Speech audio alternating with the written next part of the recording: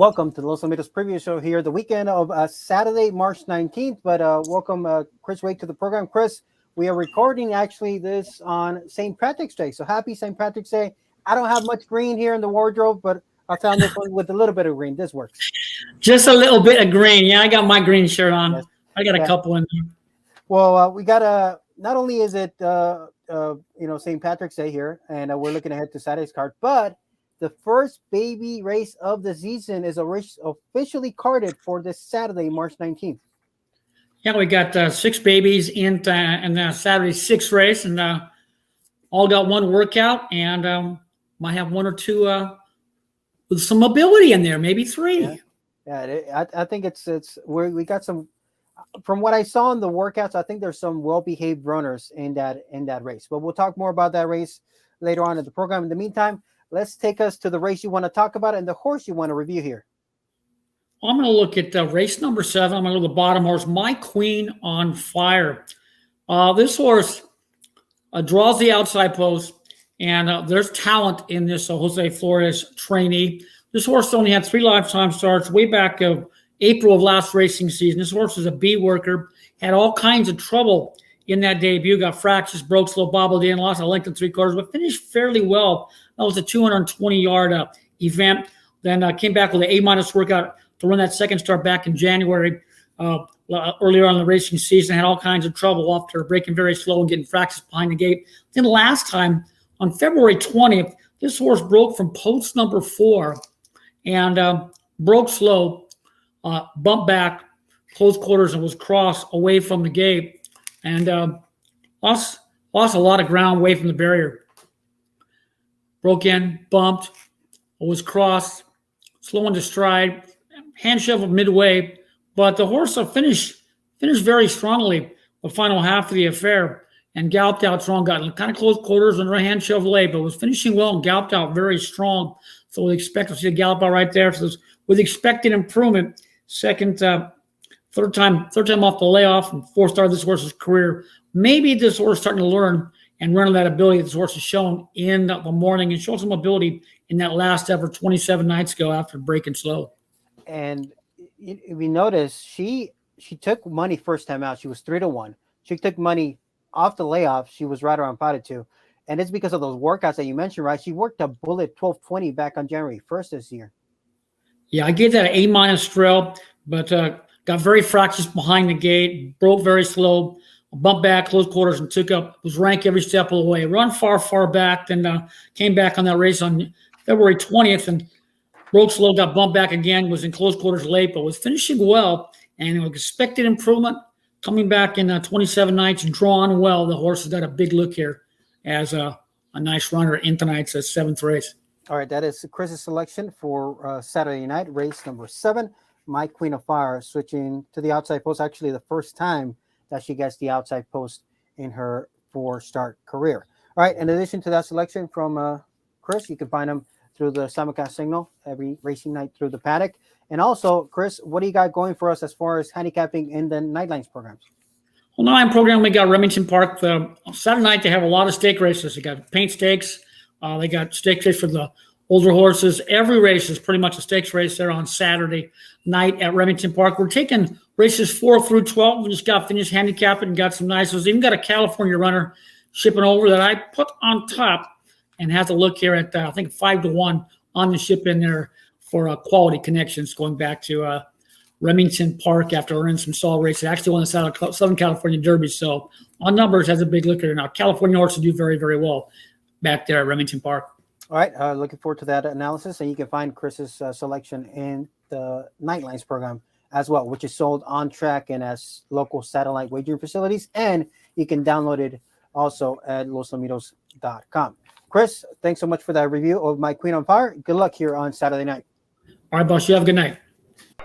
Every Saturday and Sunday night, it's major quarter horse racing action at Los Alamitos. On Saturday, March 26th, it's the richest running ever of the Los Alamitos Oaks, with over $438,000 on the line. Top qualifier, Just Dream of Me, takes on stakes winner She Goes Up and Fire Fast Honey. On Sunday, March 27th, Grade 1 stakes winners Golden Boy and Whiskey Glasses headline the El Primero del Año Derby. It's the best of quarter horse racing, and it's always at Los Alamitos. Welcome back. Now joined by Michael Rona, our track announcer here at Los Alamitos Racecourse. You got the green going, Michael, so no need for any pinching. I didn't have, I'm working with a solid a green cap on my water, a little bit of green here, so I got some green going. Yes, well, we're recording on St. Patrick's Day on the Thursday afternoon, and I don't have many green shirts, and this one happens to be a California Chrome Dubai World Cup shirt, so I thought I'll throw this on. Yeah, nice. I do have a California hat, so I got the purple and green hat somewhere here in the closet. So good to be back with you for this weekend for March 19th. We got an A-race program, but were you doing any kind of festivities for this St. Patrick's Day? Somebody you and I both know, and who happens to share my living space, that would be Kathy, being of Irish heritage, had declared she needed to be in front of a slot machine for St. Patrick's Day, and technically she was. I approve. If you count the early hours of this morning. But somebody woke up a little sad and sick and sorry for herself, and declared that we just needed to come home. So we cut short the trip by one day. She couldn't quite ration her bankroll. Maybe I need to be the bankroll manager like your wife is for you. Yes. So I just hand over the wallet. I hand over the wallet. She handles the bankroll. I get a Benjamin every now and then. Right. So we did stop at a horse farm this morning in Temecula, where I found somewhat obscure but a little California Chrome tie-in, given that I'm wearing a chrome shirt. We're at Milky Way Farm. A friend of ours, Karen Norton, has several horses there, and we had a nice visit with quite a few horses, and thanks to Linda and Johnny for showing us around. But there's a stallion there who was California Chrome's good friend when they were both at TaylorMade Farm in Kentucky for a period of time, Gradar, who was an excellent racehorse back in the day, and as a sire has now relocated to California. So I got to meet Gradar and show him my California Chrome shirt. Good. Well, it sounds like a good holiday well spent.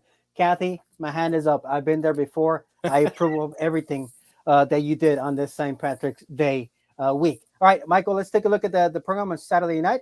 We just talked to Chris. He talked to us about race number 7. What race do you want us to take a look at? Well, let's tackle the 8th and see if Chris and I can sort out the late double between us. It's a 300-yard claiming race. And there was a race back on 26th of February, which included the morning line favourite number 1, Cool Spirit, and the horse I'm going to pick, number 4, Svelte. This was an interference-riddled race. There was a DQ, and several horses had trouble, including Svelte, who had gate number 4, actually was saddlecloth number 5, breaks 1 from the outside, and Cool Spirit had the rail, as he does again in this race Saturday night. Cool Spirit lugged in at the break and was difficult to ride, but look at the trouble Svelte gets into as the horse on the extreme outside lugs in. You can tell right there, it was just a very uncomfortable trip and actually had to pull out very abruptly at the end. Yeah, Svelte was basically taken out of the race and finished about a neck behind Cool Spirit, and looked in the first half of the race as if Svelte was going well enough to figure in the finish, but just completely ran out of room as the outside horse lugged in and was subsequently disqualified. So I found that quite an eye-catching effort for Svelte, who is 1 point longer on Ed Burgart's morning line than Cool Spirit. Svelte is 3-1, and I think at those odds is worth a try. Victor Salazar is back in the saddle. Now, he broke the maiden on Svelte. He's 1-for-1, I believe, on this horse, who had been running in allowance races for a little while, dropped back to the claiming ranks for that last race we just showed you. And I think this is probably the level and a reasonable spot for Svelte to show up and do some good. And it looks since that maiden win, she's kind of shown some sort of improvement despite not having the best of trips. So Svelte there reunited with Salazar, who was aboard for that maiden diploma back on October 23rd in that spot. And Michael, do you remember if this was the first race or the second race of that back-to-back DQs that night?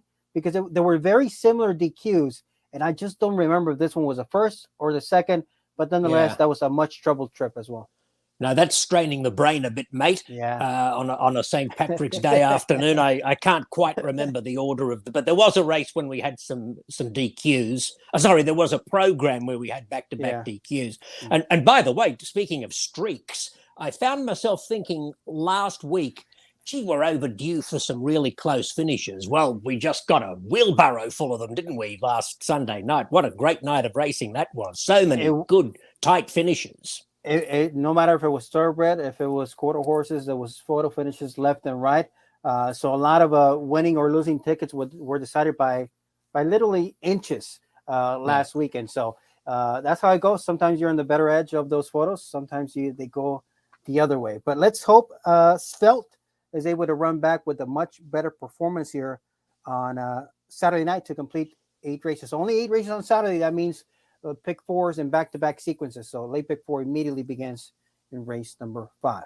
Yep. One other quick note I'll just throw at you. The horse drawn to the inside of Spelt, number 3, Bet Through the Eagle, has a habit of breaking inwards, coming in at the start. I've noticed that on 3 of the 5 races for that horse. The horse in gate 5, El Mysterio, typically not a good beginner, often slowly away. So I'm hoping that helps Spelt get some room to mobilize in those first crucial few strides and hopefully gets a clean shot at them this time.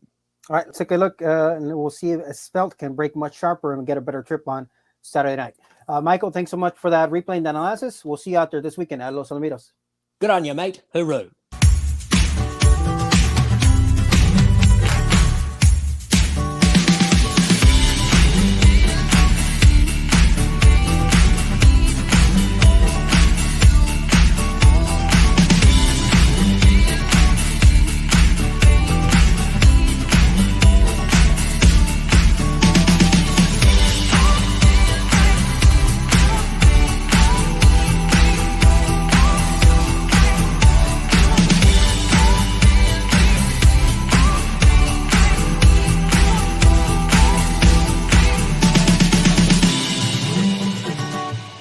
Welcome back. Now joined by our Director of Marketing and Publicity, Orlando Gutierrez. Professor G. Professor, where's your green? Where is your green? I don't see any green on you. It's actually clipped to my belt loop somehow. It's like a little I have a little 3-leaf clover here. Okay. But you should have told me ahead of time. I could have shown it to you. I can't unclip it. I'm gonna trust me. Just trust me. I'm just gonna have to trust my word for it. I'm just gonna have to trust you. By the way, are we trusting these news that that Dodgers are gonna get Freddie Freeman? Did you see that, Blockbuster? I thought it was done. I mean, they haven't. I mean, it's been reported, but the Dodgers officially is it because they got to go through a medical or whatever, like a physical? Probably. I think it's a done deal. Man, I'm buying my seats already. Better be a done deal. This is like this potential lineup feels like those Yankee teams of the early 2000s that were just stacked top to bottom. I don't see how the Dodgers don't win 100 games, right, with that lineup. Yeah, for sure. It's like the Golden State Warriors basketball team, but in a baseball version when they had Durant and Curry and Klay Thompson and Draymond Green. So we'll see. Hopefully, no injuries for the Dodgers and everybody get to play a long, healthy season. But big news there with Freddie Freeman. Did you see what your Raiders did? No, what happened? Was it Adams? Did I see Adams floating around? He got Devontae Adams and made him the highest paid wide receiver for a couple of draft picks. So, man, Vegas money is flowing around. Vegas money, exactly. Somebody hit a jackpot. Yes, man, I did not know that it was official. I thought it was just a rumor, but I guess it's also a done deal. That's what it looks like. Yeah, for sure. By the way, can we talk? Let's keep the conversation going. How about Aaron Rodgers hijacking International Women's Day and dropping that he's back with the Packers, and then Tom Brady hijacking Selection Sunday with the basketball and announcing he's back from retirement. I mean, don't you know is the NFL storylines just go 365 days? There's like no break. Yeah, And I think the draft is like 48 days away or something like that. It's free agents. Never stops. Crazy. Yeah. So. It never stops. All right, let's take a look at Saturday's card. We talked to Chris and Michael. They gave us some selections for races 7 and 8. We'll try to complete and round up the late pick 4 by talking about the first baby race of the season, Orlando, this Saturday. That's right. We got 6 2-year-olds, 6 juveniles going in this. They're all Calbreds, by the way. So pretty cool to see some Calbreds in here. So we'll have 6 of them going in. And I thought maybe it'd be a good idea to kind of take a look at their workouts, their gate drills. These horses are coming into this race off of 1 gate drill. That's why they're going 220 yards in their first out. So when they only have 1 gate drill, they can go at 220. They can't stretch out at 300 yards yet until they get their second drill. So a horse that can work out twice, then their first start can come at 300 yards. So let's take a look here. Is this Chester Carlson? Yeah, we'll go inside outside. So we'll start in post position order. And this was Chester Charleston. And I believe he was on the inside on this 3-team drill, right? Yeah, so he's going to go on a 3-horse set that also features the favorite cartel colt, Up for Everything. And that horse is out of the stakes winning mare, Up for It. Of course, She Goes Up is one of the daughters of Up for It.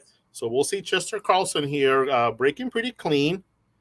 Not super quick, but he's going to start finding a nice gear here. Kind of goes out a little bit, pretty close to Up for Everything. And the 2 of them are just going to duel the whole way and hit the wire pretty much at once. But, Chester Carlson keeps working pretty hard. A little bit rough to ride a little bit there. But Up for Everything, that was the horse that Chester Carlson went head-to-head, nose-to-nose, and did just fine.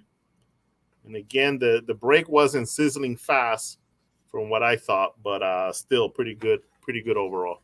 Yeah, and, he was in a little bit of a hole there because it was difficult to ride. So he could have, he leveled out. He could have gone faster. It appeared like he had plenty more run. And a little bit about the Dam. The Dam went 2 for 10. She was a finalist at PC Carriage Breeze Futurity. She has produced 5 debut winners from 17 starters. So some winnerly pedigree on Chester Charleston. Yeah, Corona Rogue. I remember that runner. She, I'm trying to think if she may have qualified to a Grade 1 race when she competed. Do you have that? No, I just noted that a PC Carriage Breeze Futurity finalist. Okay. Yeah, so she did qualify to win an important Futurity. Yeah, and that workout time, Jose, was the 3rd fastest out of 19. Okay.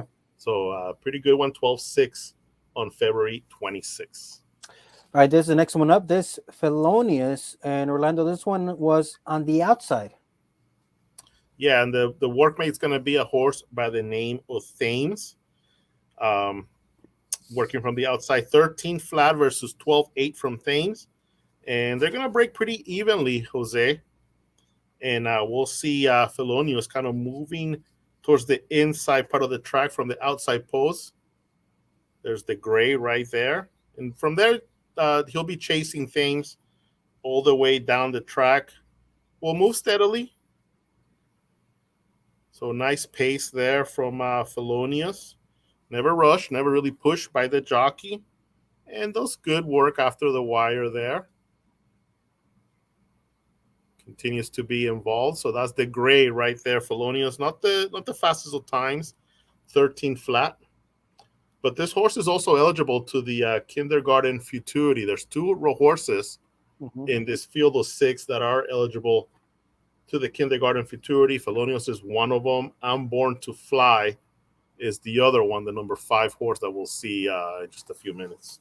And as far as the family on Felonious, this one is for a sibling to notably Ghost Straight, who was a $91,000 earner and finished second in the Blaine Stronneville Handicap a few years back. So Felonious, the gray will break from gate number 2.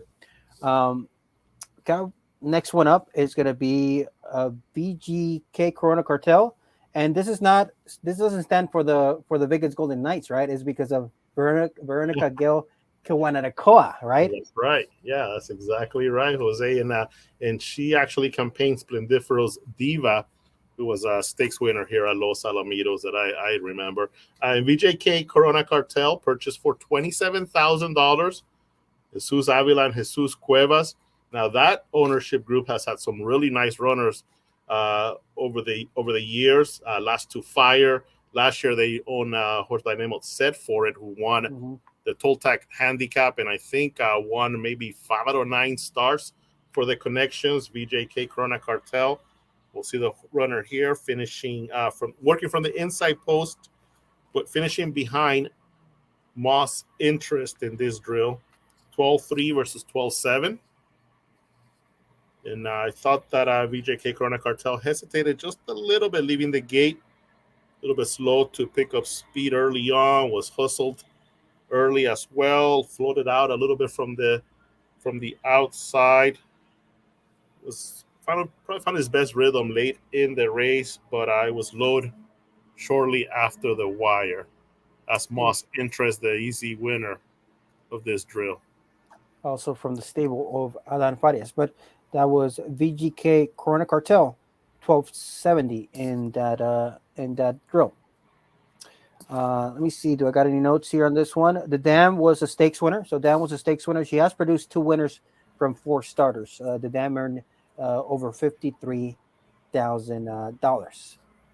Yeah, and I think one of those Divas, Sweet Jess, raced in Mexico, made over $16,000. Jose, the second Dam, the Grand Dam, Royal Dip, won the Grade 1 Golden State Derby and produced some really nice horses. Soul of Silence was a winner of the Spencer Childers here. Splendiferous Diva, the mother of VJK Corona Cartel, was a winner of the Denim and Diamonds Handicap. It's a nice family.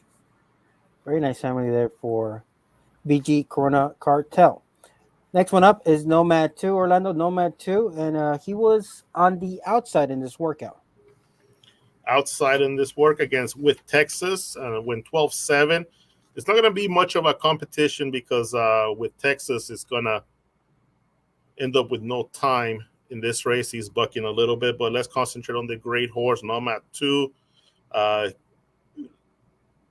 Really nice here. But if we could rewind, Jose, and let's take a look at the beginning of that work again, if we can. Because the horse kind of kissed the gate a little bit right before it opened. See it right there? And then leaned back just a bit, but still came away clean. And, it's got his head turned a little bit sideways, but here rolling really nicely. The time 12-7.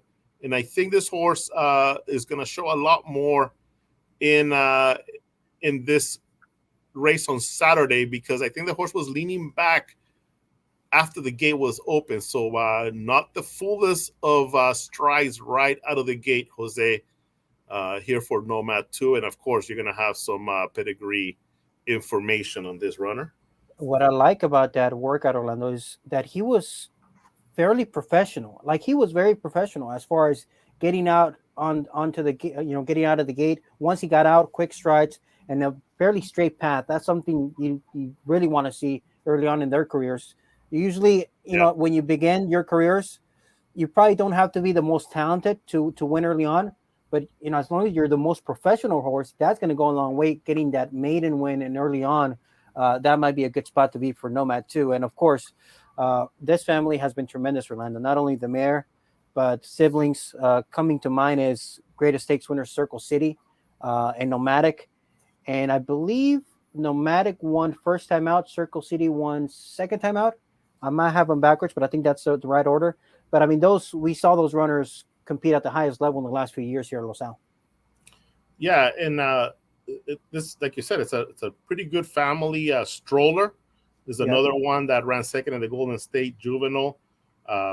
For a while, had a stakes record at 350 yards, if I recall. Lovely Evening, Nomad, Roundabout, Fly Light. These are all horses that we can remember from this family. The second dam, of course, Moon Horizon. She was a tremendous producer as well. We're talking about Your First Moon, who was an AQHA champion, not a full moon. won the El Primero del Año Derby. Moonlight Corona was a nice mare stakes winner herself, made over $60,000. Sunset Dash. So another tremendous family. I like them grays. So Moonlight Corona producing plenty of grays there, and that's another one there. Nomad Too. Watch out for that one on Saturday night. Next one up will be I'm Born to Fly. I'm Born to Fly, I believe, was on the inside of a 3-team set this morning, Orlando. Yeah, no, for all the horses that are racing on Saturday, this is the most visually impressive gate work, Jose. There's a filly by A Political Spirit, bred in Arizona. She's going to be going against Right On and In Doubt in this work. We'll stand really quietly waiting for the start, and kind of broke a little bit towards the inside, but then right here just starts accelerating nicely. No competition at all. I'm Born to Fly is completely all by herself, crossing the wire. I believe that victory there was about 5 lengths. Jose, the time solid 12.5, was the 7th fastest of 26. So, you gotta watch. As impressive as she was in this work, it wasn't the fastest of time in that morning. It was the 7th fastest of 26 drills. So just keep that in mind. But just from looking at this drill, super impressive against these 2 rivals. Yeah, visually, the quickness she showed to be able to get up to full speed immediately. I think that's the key. And also, she looked like she was galloping and past the finish line very strongly as well. So, Very good gallop. Very good professional workout for I'm Born to Fly. Let me see. Do I got anything on the pedigree? The dam has dropped 2 previous runners, and they both of them have won at least once. Nothing stand out as far as immediate family from the dam, but as far as looking professional on the racetrack, I'm Born to Fly looked very, very solid in that drill. Yeah. All right, next one up. It's going to be the outside runner. That is going to be Corona Rose. And Corona Rose, this one is going to be on the outside as well, right, Orlando? This horse is going to be on the inside, isn't it? Fast Price. That's a 3-horse set there. And so either I'm incorrect or you're incorrect. So I'm leaning because I loaded it as an outside. But I could be incorrect because I was just looking at my at something that I wrote here, so I could be wrong on here. Let me see. You know what? You're right. Outside. Outside? Yeah. Okay. I wanted to. Okay, thank you. I was looking at the wrong paper, so it is on the outside. Fast Price Cartel filly purchased for $20,000. Will win this drill in a time of 12.5, and she'll take off with a nice clean start. A little bit slow early on. She'll move a little bit towards the inside right here, but plenty of running room for Corona Rose. Will level out just past the gap. Nice, easy hand ride, and this Rose will blossom from there. Nice search to take the lead, and will win by about a length, Jose. Continues to show nice quickness right past the wire before slowing down around the turn. What I liked is that she really lengthened the stride on her own in the second half of the drill. So she looked like she was just picking up speed once they approached the finish line. So she's definitely a runner that should enjoy once you get 330, 350, maybe 400. Corona Rose by out of that mare, Remember to Dash. Let me see some pedigree notes that I have here. Dam was 2 for 15 overall, 3 seconds and a third. 68,000 in the bank in earnings. She was a debut winner, first time out winner for the Dam, and she was a finalist to both the Edberg Milling and Golden State Milling Futurity, and this is her first runner. So win early pedigree on the Dam, and this is her first runner for Remember to Dash. And Jose, the Grand Dam of Corona Rose, the mother of Remember to Dash, Remember Me Rose, and I think that was the first year that Remember Me Rose just kind of really took everybody's attention as a brood mare here at Los Alamitos, at least, because Remember to Dash was one of 3 2-year-olds that year out of Remember Me Rose that qualified to a Grade 1 Futurity. So I think this is from the same group as Powerful Favorite, Remember to Dash, and there was another one by trained by Castleman that also qualified to a Grade 1 stakes race. All of them out of Remember Me Rose. And I noticed that this one was bred by Mr. Enrique Gonzalez, EG High Desert Farms. It shows in my early drafts, it shows that Los Alamitos Equine still graduated, but it doesn't have a price. Do you have any price information on your end? For whom? For Remember to Dash? Or actually, I'm seeing it now. Okay, so I'm seeing it on the screen now. 20,000. Yeah, 20,000. So 20,000 for Corona Rose there, purchased at the Los Alamitos Equine Sale by Dr. Ed Allred out of the EG High Desert Farms consignment. So that's a look at the first baby race of the season here at Los Alamitos. And the babies will get underway Saturday night, field of 6. And we saw the workouts there and a little bit about the pedigree notes. All right, that's for Saturday, Orlando. For Sunday, I'm looking here at my beautiful Los Alamitos calendar, updated, fresh for 2022. I'm seeing that we have the Muniz Stakes scheduled for Sunday. Do you have any nominations for that stake? We do. We have the horses that have actually, as of right now, are getting ready to hopefully to draw and run in the Moonist Handicap. So we got Cocktail Cove, okay, an experienced horse at this level. Bell Check, restricted Grade 1 winner of the Spencer Childers a few years ago. Stolen Lives, believe he's now on the barn of Valentin Zamudio, if I remember correctly, formerly from the barn of Mike Castleman. Just a Dasho Hero, winner of the Town Policy Handicap last year. Mr. Tornado, horse that has done a lot from 110 yards to 440 yards. He's pretty much raced at all the distances. Up and Adam, Jose. He's back, Orlando. He's back. He's back. And Chocolatito. Chocolatito's also part of this list of nominees. Chocolatito actually had a workout. I believe it was late February. Had a gate work here at Los Al, and of course a Grade 1 winner. Super classy horse. Won a stakes race at the end of the year last year, and now we get to see him again running in the Moonist Handicap. Of course, named after the great champion and multiple Derby winner, multiple Grade 1 winner, the great Moonist, owned by Ron Harley, trained by John Cooper. Did Moonist, if I remember correctly, didn't Moonist set a record for the most derbies in a year? Yeah. Right? Yep. In the same year, it was either 3 or 4. But yeah, we hadn't had a horse that had won as many derbies as Moonist. So tremendous horse and a pretty solid field. Again, Grade 1 winners in Chocolatito, Bell Check at Cocktail Cove ran second in the 2 million.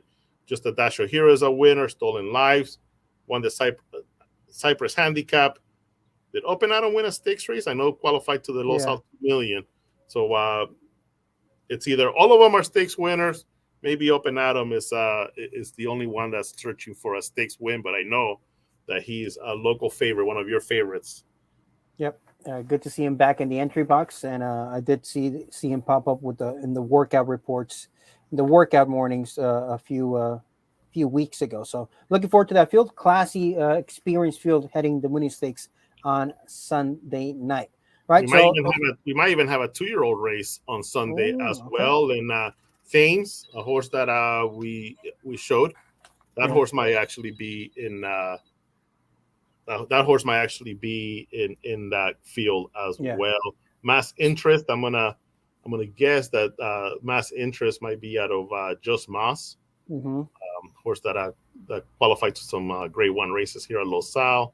See You Soon, Wishing and Hoping, Carnivore, Chit Chat. Those are all possible runners for Sunday in that baby race. So the babies are here, Jose. Yes. Good to see him. And thank you for mentioning the names of the other workout partners in those videos, in the video workouts, because we might see those horses entered on Sunday, and this could be a good rewatch for maybe some horses that are, they pop up on Sunday as well. So thank you for doing that as well here. And you can catch the Professor G Notebook workout analysis at losalamitos.com and also in the Nightlights programs as well. I think that's it for this weekend, Orlando. We're excited for the babies to get rolling and looking at the preview of the Muniz Stakes. So thank you for that, and we'll see you out there this weekend at Los Alamitos. Thanks, Jose. See you then.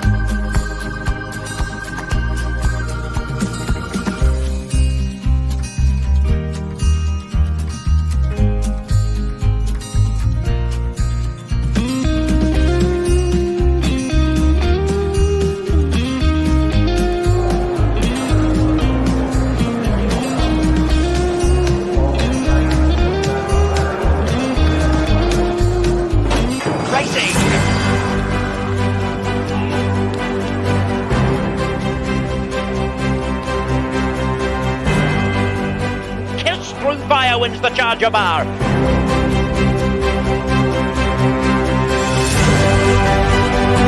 Favourite Colossus